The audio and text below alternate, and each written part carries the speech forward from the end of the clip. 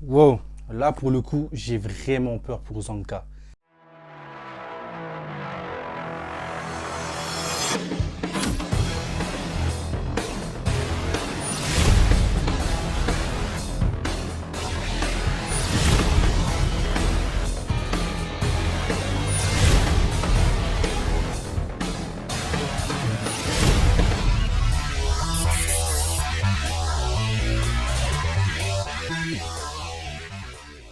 Salut les gars, salut les filles, on se retrouve aujourd'hui pour une toute nouvelle vidéo sur ma critique sur l'épisode 16 de Gachakuta.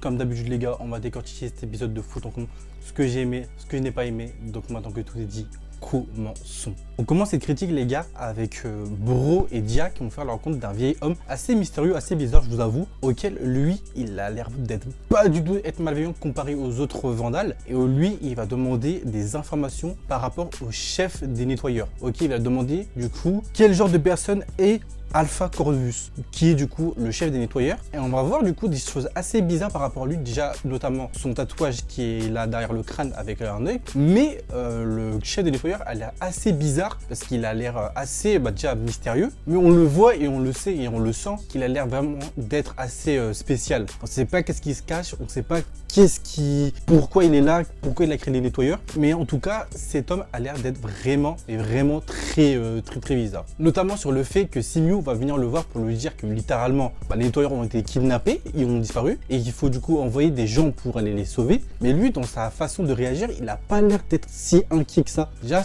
un point qui est assez bizarre avec ça, mais il dit qu'il a un contact et que grâce à ce contact il va réussir à libérer les nettoyeurs. Donc pour le coup cette personne est vraiment très bizarre. Je suis pressé de voir en vrai comment ce personnage va évoluer. Est-ce que c'est un méchant, est-ce que c'est un gentil? Je pense que ça on le découvrira que plus tard. Et on comprend que ce vieil homme s'appelle Bundus et qu'il a l'air très individuel comparé aux autres personnes de son groupe, et que lui tout ce qu'il essaye de savoir c'est d'avoir du coup des informations sur le bon vieux Corvus, et notamment il dit que les vandales ne sauront rien de cette conversation, ce qui est très bizarre. Mais au même moment il y a une du coup de ses collègues, j'ai oublié son nom, excusez-moi, qui a l'air de regarder cette scène. Donc je sais pas si la scène où elle regarde ça se passe avant ou après la discussion, mais elle a l'air vraiment de guetter et d'essayer de voir qu'est-ce qu'il est en train de manigancer. Donc il va poser plein de questions à Bro du coup de savoir qui est du coup le chef des Vandals, qu'est-ce qu'il aime, qu'est-ce qu'il fait dans la vie et tout. Et du coup un truc très intéressant que Bro va dire, c'est que le fait qu'il aime du coup le sucre. Et c'est une info très intéressante parce que il va littéralement balancer une info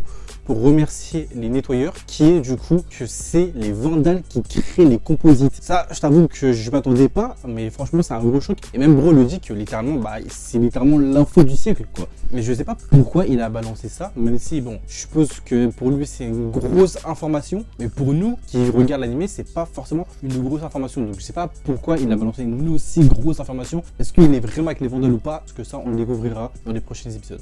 Je vous avoue les gars que je vais pas forcément m'attarder beaucoup sur la conversation entre Rudo et le chef du coup des vandales, parce qu'en vrai il n'y a pas forcément beaucoup de choses à retenir dans cette conversation. Juste le moment où il mange une blatte, que j'ai trouvé ça vraiment très bizarre pour le coup. Mais en soi dans la conversation, pour le coup personnellement je trouve qu'il n'y a pas forcément beaucoup de trucs à retenir. Il y a peut-être le truc vas-y que les gens y prient par rapport du coup du tritu et tout. Il y a toujours Rudo qui est assez chamboulé de l'information qu'il a lâchée dans l'épisode précédent, auquel il a besoin de lui pour détruire la cité céleste. Mais on ressent que Rudo pour l'instant il est encore en retrait, il essaie vraiment de contrôler ses émotions, on sait pas trop. Il y a toujours ce truc auquel même de toute façon le boss il le dit, qu'il a le même regard que Rudo et qu'il a le même odeur aussi que Rudo. Donc ça c'est vraiment des trucs intéressants à savoir, mais pour l'instant ça n'a pas vraiment beaucoup d'impact pour qu'on s'attarde vraiment là-dessus. Donc je pense les gars on va juste passer au combat entre Zanka et Jabber, qui a l'air très intéressant, parce qu'on voit les gars littéralement tout le combat, Jabber qui a l'ascendance psychologique et de puissance sur Zanka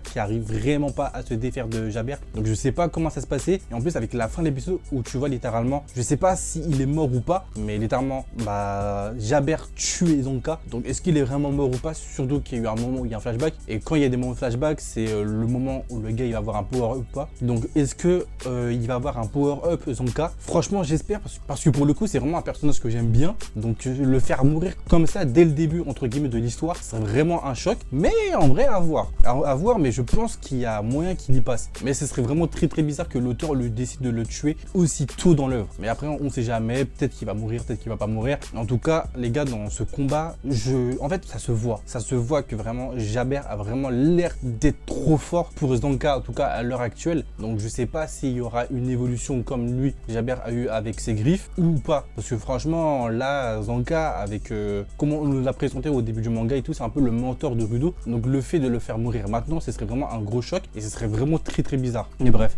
En vrai, les gars, je pense que j'ai dû faire le tour de cette critique. Je vous avoue, dans cette critique de l'épisode 16, il n'y a pas forcément beaucoup de choses à retenir, malgré le combat ou même les frames du combat, que je trouve ça vraiment grave stylé. Et personnellement, je trouve qu'il n'y a pas forcément beaucoup de choses à étaler sur cet épisode 16 de Gachakuta.